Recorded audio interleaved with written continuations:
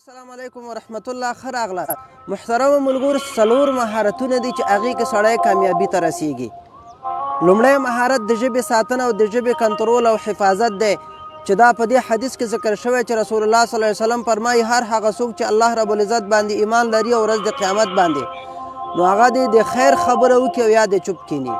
دویم د بریالیتوب مهارت چې دا هغه د فضولو کارونو فضولو شیانو خبرو څخه ځان ساتل دي.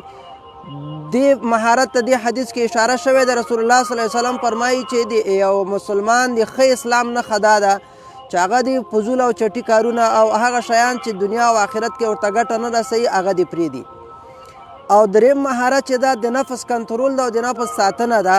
دا په دې حدیث کې ورسره اشاره شوې ده چې رسول الله صلی الله علیه وسلم ته یو سړی راغی، یا رسول الله صلی الله علیه وسلم ما ته وصیت وکړه. نو رسول الله صلی الله علیه وسلم ورته وویل چې ته غوسه ډېره مه کوه. دا د نفس د ساتنې مهارت ده.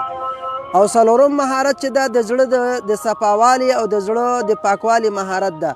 رسول الله صلی الله علیه وسلم په دې حدیث کې دې مهارت ته اشاره کړې چې رسول الله صلی الله علیه وسلم فرمایي چې تر هغه وخته پورې مؤمن کېدلی نه شي چې تر څو کوم شی چې ته د خپل ځان لپاره خوښوي هغه د خپل ورور مسلمان لپاره هم خوښ نه کړي. نو دا څلور مهارتونه د بریالیتوب شو: د ژبې کنټرول، فضولو شیانو څخه ځان ساتل، د نفس کنټرول او د زړه کنټرول.